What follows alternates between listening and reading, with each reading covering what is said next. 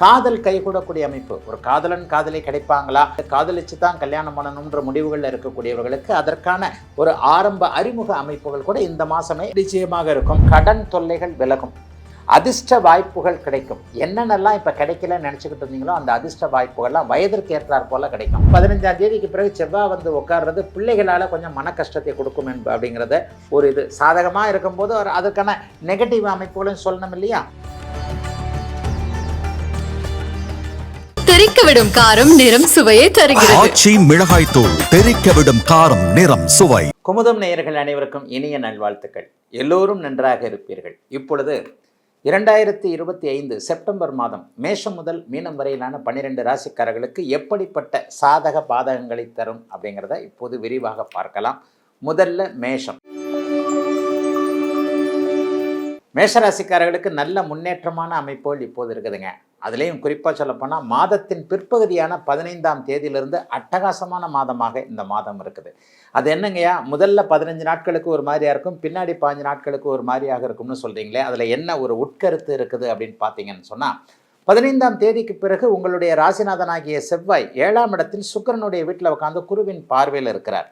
எப்பொழுதெல்லாம் குருவின் பார்வையில் ராசியோ ராசிநாதனோ வர்றாங்களோ அப்போல்லாம் மிகப்பெரிய நல்ல அமைப்புகள் கண்டிப்பாக அந்த ராசிக்காரர்களுக்கு உண்டு. ஆகவே பெரிய அளவில் ஒரு முன்னேற்றம். முதல் 15 நாட்களுக்கு ஒரு சிரமம், கொஞ்சம் ஒரு மாதிரியான சின்ன சின்ன தடைகள் இருந்தாலும் கூட பின்னால் வரக்கூடிய 15 நாட்கள் மிகப்பெரிய நன்மைகள் யோக பலத்தில் இருக்குதுங்க. வெற்றிகள் கிடைக்கக்கூடிய அமைப்புகள் இருக்குது. ஏன்னா 11ஆம் பாவகம் வெற்றியை குறிக்கக்கூடிய பாவகம். அந்த பாவகத்திற்கு குருவின் பார்வையில் ராகு இருக்கிறது ஒரு பெரிய அமைப்பு. இது வரைக்கும் வயதிற்கு ஏற்றாற் போல் என்னென்ன வெற்றிகள் கிடைக்கணும் அப்படின்னு நீங்கள் நினச்சிக்கிட்டு இருந்தீங்களோ அந்த வெற்றிகள்லாம் இந்த மாதத்திலிருந்து அப்படியே மேஷராசிக்காரர்களுக்கு கிடைக்கும். மிகப்பெரிய நல்ல பண்புகள் நல்ல தன்மைகள் இருக்கக்கூடிய அமைப்புகளும் இப்போது மேஷராசிக்காரர்களுக்கு இருக்குதுங்க. எதை பற்றியும் கவலைப்பட வேண்டாங்க. 7ஆம் பாவகத்தில் ராசிநாதன் வரும்போது கல்யாணம் ஆகாதவர்களுக்கு எல்லாம் கல்யாணம் அமைக்கக்கூடிய அமைப்பு, காதல் கைகூடக்கூடிய அமைப்பு. ஒரு காதலன் காதலி கிடைப்பாங்களா, இந்த மாதிரியான எதிர்கால வாழ்க்கை துணைவரை வந்து காதலிச்சு தான் கல்யாணம் பண்ணணுன்ற முடிவுகளில் இருக்கக்கூடியவர்களுக்கு அதற்கான ஒரு ஆரம்ப அறிமுக அமைப்புகள் கூட இந்த மாதமே 7ஆம் இடத்தில் செவ்வாய் வருகின்ற அமைப்பு நிச்சயமாக இருக்கும். மாதத்தின் பிற்பகுதியில் பார்த்தீங்கன்னா 5ஆம் இடத்துல சூரியன் சுக்கிரன் சேர்ந்துருக்கிறாங்க. இது வந்து குழந்தை பாக்கியம். ஏற்கனவே குழந்தைகள் பேரில் கொஞ்சம் வருத்தத்தில் இருக்கிறவங்க, என் பிள்ளைக்கு கல்யாணம் ஆகலை, என் பிள்ளை வந்து இப்படி இருக்குது அப்படி இருக்குது, அல்லது இதை படிக்க மாட்டேங்குது அதை படிக்க மாட்டேங்குது, ஸ்கூலுக்கு தான் போதா வேறு எதுக்கு போதான்னு தெரியல, வெளிநாட்டில் இருக்கக்கூடிய பிள்ளைகளுக்கு சரியான வாய்ப்புகள் அமைப்புகள் இல்லை. இந்த மாதிரியான சூழ்நிலைகளில் இருக்கக்கூடிய மேஷராசிக்காரர்கள் எல்லோருக்குமே அப்படியே கவலைகள் தீரக்கூடிய அமைப்புகள் இப்போது உண்டுங்க. வேலை தொழில் வியாபாரம் போன்ற அமைப்புகள் கொஞ்சம் லாபத்தோடைய மேஷராசிக்காரர்களுக்கு இருக்கும். பெரிய கஷ்ட நஷ்டங்கள் இருக்காது. ஐயா 7.5 சனி நடந்துக்கிட்டு இருக்கே, ஒவ்வொரு மாதமும் இதை சொல்கிறேன், 7.5 சனி இப்போது உங்களுக்கு கெடுதல்களை தரப்போகிறது இல்லை. 2027 ஜூன் மாதத்திற்கு பிறகு ஜன்மச்சனியாக வரும்போது சில பல கடுமையான அமைப்புகள் இருக்கத்தான் செய்யும். அதுக்காக இப்போவே அதை பற்றி கவலைப்படணும்னு அவசியம் இல்லை.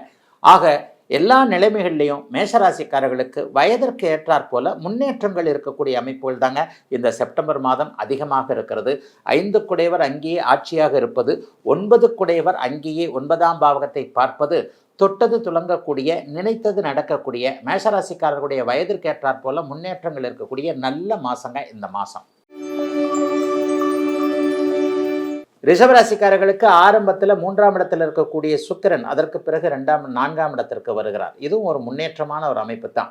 உங்களுடைய ராசிக்கு யோகரான சனியும் புதனும் இப்போது நல்ல இடத்துல இருக்கிறாங்க. 2ஆம் இடத்துல குரு, 11ஆம் இடத்துல சனி. இந்த மாதத்தின் இறுதியில் 15ஆம் தேதிக்கு பிறகு பார்த்தீங்க அப்படின்னு சொன்னால் 5ஆம் அதிபதியான புதன் உச்சம் என்கின்ற நிலைமை அடைகிறார். அட்டகாசமான நல்ல அமைப்புங்க. ஒரு 4-5 கிரகங்கள் இந்த மாதத்திலே சாதகமான ஒரு அமைப்பில் இருக்கிறாங்க. 2இல் குரு, 11இல் சனி, 5இல் புதன் உச்சம். மாதத்தின் 15ஆம் தேதிக்கு பிறகு 6ஆம் இடத்தில் செவ்வாய் குருவின் பார்வையில் வர்றது அட்டகாசமான ஒரு அமைப்பு. அப்போ அந்த 15ஆம் தேதிக்கு பிறகு என்ன நடக்கும்? கடன் தொல்லைகள் விலகும், அதிர்ஷ்ட வாய்ப்புகள் கிடைக்கும். என்னென்னலாம் இப்போ கிடைக்கலன்னு நினச்சிக்கிட்டு இருந்தீங்களோ அந்த அதிர்ஷ்ட வாய்ப்புகள்லாம் வயதிற்கு ஏற்றாற் போல் கிடைக்கும். வேலை கிடைக்கல, தொழில் அமையலை, வியாபாரம் நல்லா இல்லை, அல்லது பணம் பெரட்ட முடியல, இந்த மாதிரியான ஒரு சில சூழ்நிலைகளில் நான் எதுவுமே செய்ய முடியல, இந்த மாதிரியான அனைத்து அமைப்புகளும் கொஞ்சம் நல்ல விதமாக இருக்கக்கூடிய சிறப்பு நன்மைகள் இருக்கக்கூடிய ஒரு நல்ல மாதமாக இந்த மாதம் கண்டிப்பாக அமையுங்க. எதை பற்றியும் கவலைப்பட வேண்டாங்க. பெரிய அளவில் ஒரு பின்னடைவுகள் அப்படி இப்படின்னு சொல்கிறதுக்கு ஒன்றும் இல்லை. குறிப்பாக புதன் உச்சத்தை அடைவதால் கணிதம், கணக்கு வழக்கு, அக்கௌண்ட்டு, சாஃப்ட்வேரு, சோஷியல் மீடியா, இந்த சாஃப்ட்வேர்ன்றதே வந்து யூடியூப், சோஷியல் மீடியா இதில் இருக்கிறவங்க எல்லாருக்குமே இப்போது கொஞ்சம் நல்ல பலன்கள் இருக்கும். இன்ஸ்டாகிராமில் ரீல்ஸ் போட்டு பணம் சம்பாதிக்கணும், ஃபேஸ்புக்கில் பதிவு போட்டு பணம் சம்பாதிக்கணும், யூடியூப்பில் வீடியோ போட்டு பதிவு சம்பாதிக்கணும்னு நினச்சிக்கிட்டு இருக்கிற புத்திசாலியான ரிஷபராசிக்கார இளைஞர்களுக்கு இந்த மாதம் செப்டம்பர் மாதம் மிகப்பெரிய அளவில் கை கொடுக்கக்கூடிய நல்ல மாதமாக இருக்கும். அதிர்ஷ்டம் கை கொடுக்கும். அதிர்ஷ்டம்னா என்னங்க? வயதுக்கேற்றா போல் என்ன நினைக்கிறீங்களோ அது. வேலை வேணும்னு கிடைக்கிறீங்களா நடக்கும். காதலன் காதலி வேணும்னு நினைக்கிறீங்களா அது நடக்கும். ஏற்கனவே காதல் முறிந்து போய்விடுமோ என்கின்ற பயத்தில் இருக்கக்கூடிய இளைய பருவத்தினருக்கு அப்படிலாம் ஒன்றாகாது, கரெக்டாக தான் நடக்கும். நீங்களும் சரியாகவே கொஞ்சம் அட்ஜஸ்ட் பண்ணிக்கிட்டு போயிடுவீங்க என்கின்ற மாதிரியான சம்பவங்கள் இருக்கக்கூடிய அமைப்புகள் இப்போது உண்டு. ரிஷபத்திற்கு பண வரவிற்கு இந்த மாதம் தடையே இல்லை. 11ஆம் இடத்துல சனி இருக்கிறதுனால வெற்றிகள் கிடைக்கும். சட்டப்பூர்வமான போராட்டம், செக்ரிட்டன் கேஸு அல்லது ஏதாவது கிரெடிட் கார்டில் பணம் கட்ட முடியாமல் இஎம்ஐ கட்ட முடியாமல் அப்படி இப்படி இருக்கிறேன் இவங்களுக்கெல்லாம் மாத வருமானம் நிலையாக இருக்கக்கூடிய எல்லாத்துலேயும் நன்மைகள் இருக்கக்கூடிய அமைப்புகள் இருக்குது. போன மாதத்தை விட இந்த மாதம் கண்டிப்பாக வருமானம் கொஞ்சம் கூடுதலாகத்தான் இருக்கும். ஆணுக்கு பெண்ணும் பெண்ணுக்கு ஆணும் ஒரு வகையில் உதவிகளை செய்யக்கூடிய அமைப்புகள் உண்டு. மாதத்தின் முற்பகுதியில் 3ஆம் இடத்துல வலுத்த நிலைமையில் சுக்கிரன் இருக்கிறதுனால முயற்சிகளை நல்லாவே செய்வீங்க. சிலருக்கு கலைத்துறை வாய்ப்புகள்லாம் கிடைக்கும். சோஷியல் மீடியாவில் நல்ல பேர் கிடைக்கக்கூடிய அமைப்புகளும் சில பேருக்கு இருக்கிறது. பத்திரிகை துறை, பாடல் எழுதணும், கவிதை எழுதணும், இயக்கணும் என்கின்ற மாதிரியான ஆர்வங்கள் முயற்சிகளில் இருக்கக்கூடிய இளைய பருவத்து ரிஷபராசிக்காரர்களுக்கு யோகம் தரக்கூடிய யோக மாதம் இந்த மாதம். மிதுன ராசிக்காரர்களுக்கு உங்கள் ராசியின் யோகர்கள் என்று சொல்லப்படக்கூடிய 3 கிரகங்களும் வலுவாக இருக்குது. அதை விட முக்கியமாக 15ஆம் தேதிக்கு பிறகு உங்கள் ராசிநாதனாகிய புதனே 4ஆம் இடத்துல உச்சத்தை அடைகிறார். இது ஒரு கிரேட்டான ஒன்று. எப்பொழுதெல்லாம் ராசிநாதன் வலுவான ஒரு அமைப்பை அடைகிறாரோ, ராசி எப்போதெல்லாம் வலுவான சுப கிரகங்களால் ஆளுமை செய்யப்பட்டிருக்கிறதோ அப்போது அந்த ராசிக்காரர்களுக்கு நல்லது நடக்கும். உங்களுடைய ராசியிலே இப்போ குரு பகவான் இருக்கிறார். 5, 7, 9ஆம் இடங்களை பார்த்து புனிதப்படுத்தி சுபத்துவப்படுத்தி கொண்டிருக்கிறார். அதே போல் 15ஆம் தேதிக்கு பிறகு புதன் உச்சமாவது மாதத்தின் பிற்பகுதியில் பெரிய நன்மைகளை கொடுக்கக்கூடியது. புதன் உச்சமானா என்னங்க நடக்கும்? கௌரவ அந்தஸ்து கூடும். நினச்சது நடக்கும். நினச்சது ஒரு மனுஷனுக்கு நடந்தாலே போகிறோம்ல. நினைக்கிறது என்ன நினைப்பீங்க? 20 வயசுக்காரர் ஒரு மாதிரி நினைப்பீங்க, 30 வயசுக்காரர் ஒரு மாதிரி நினைப்பீங்க, 60 வயசுக்காரர் ஒரு மாதிரி நினைப்பீங்க. ஆக அவரவருடைய வயதிற்கு ஏற்றார் போல என்ன தேவை வேண்டுமோ, சிலருக்கு என்ன வேணும்? வேலை வேணும், சிலருக்கு கடன் தீரணும், சிலருக்கு வாழ்க்கை அமைப்புகளில் யார் புருஷன் பொண்டாட்டின்றது தெரியணும், சிலருக்கு இதுதான் வேணும் என்கின்ற ஒரு அமைப்புகள். ஆக அவரவருடைய வயதிற்கு ஏற்றார் போல ஆரோக்கியம் இருப்பது, வருமானம் வருவது, கடன் தொல்லைகள் தீர்வது, குடும்பத்தில் இருக்கக்கூடிய பிரச்சனைகள் தீர்வது, புருஷன் பொண்டாட்டி கவலைகள் தீர்வது, காதலன் காதலி உறவுகள் நன்றாக இருப்பது என்பது மாதிரியான அனைத்து அமைப்புகளும் நன்றாக இருக்கக்கூடிய தன்மை மாதத்தின் 15ஆம் தேதிக்கு பிறகு ராசிநாதன் உச்சம் என்கின்ற அமைப்பில் இருக்கிறதுனால பெரிய அளவில் மாற்றத்தை கொடுக்குங்க.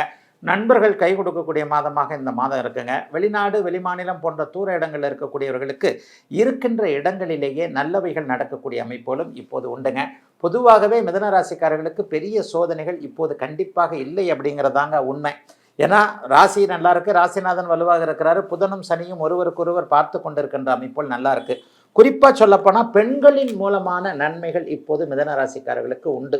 2, 3ஆம் இடங்களில் சுக்கிரன் வலுத்திருக்கிறார். 3ஆம் இடத்துல சூரியனும் கேதுவும் சேர்ந்திருப்பது நண்பர்களால் ஏதேனும் ஒரு நிலையில் ஆதரவுகள் கிடைக்கக்கூடிய அமைப்பையும் சுட்டி காட்டுது. 5ஆம் இடத்துல 15ஆம் தேதிக்கு பிறகு செவ்வாய் வந்து உட்கார்றது பிள்ளைகளால் கொஞ்சம் மன கஷ்டத்தை கொடுக்கும் அப்படிங்கிறத ஒரு இது சாதகமாக இருக்கும்போது அதற்கான நெகட்டிவ் அமைப்புகளும் சொல்லணும் இல்லையா? இது வரைக்குமே ஒரு நல்லா இருக்கக்கூடிய குழந்தைகள்னா கருத்து வேற்றுமை, பிள்ளைகளுக்கு ஏதாவது ஃபீஸ் கட்ட முடியுமா முடியாதா என்பதில் ஒரு டவுட்டு, பிள்ளைகளுக்காக ரொம்ப செலவாகுது, படிக்க போகிற பிள்ளைங்க படிக்கத்தான் போகுதா இல்லை வேலைக்கு தான் போகுதா, என்ன பண்ணுது, வயதிற்கேற்றாற் போல ஏதாவது தொல்லைகளை கொடுக்குதா என்பது மாதிரியான கவலைகள் 15ஆம் தேதிக்கு பிறகு 5ஆம் இடத்தில் வரக்கூடிய செவ்வாயின் தயவினால் இருக்கும். ஆனாலும் செவ்வாயை குருவாக இருக்கிறதுனால பெரிய நன்மைகள், பெரிய கஷ்டங்கள் கண்டிப்பாக இருக்காது. எதையும் சமாளித்து கொள்ளக்கூடிய அமைப்புகள் தான் உண்டு. 9ஆம் இடத்துல ராகு வந்து குருவின் பார்வையில் தான் இருக்கிறார். இருந்தாலும் தந்தைக்கும் மகனுக்கும் சில கசப்பு உணர்வுகள், ஒரு மாதிரியான இந்த அமைப்புகள் கண்டிப்பாக வரும். அதே நேரத்தில் தந்தையின் சொத்துக்களை அனுபவிக்க முடியாத நிலைமைகளும் கண்டிப்பாக இருக்கும். அதில் ஏதாவது நஷ்டங்கள், அண்ணன் அக்கால் போன்ற சகோதர உறவுகள்கிட்ட ஏதாவது ஒரு பிணக்கம் இருக்கக்கூடிய அமைப்புகள். இதை தவிர்த்து வேறு எந்த விதத்திலையும் வருமானத்திற்கு குறைவில்லாத நல்ல மாதங்க இந்த மாதம்.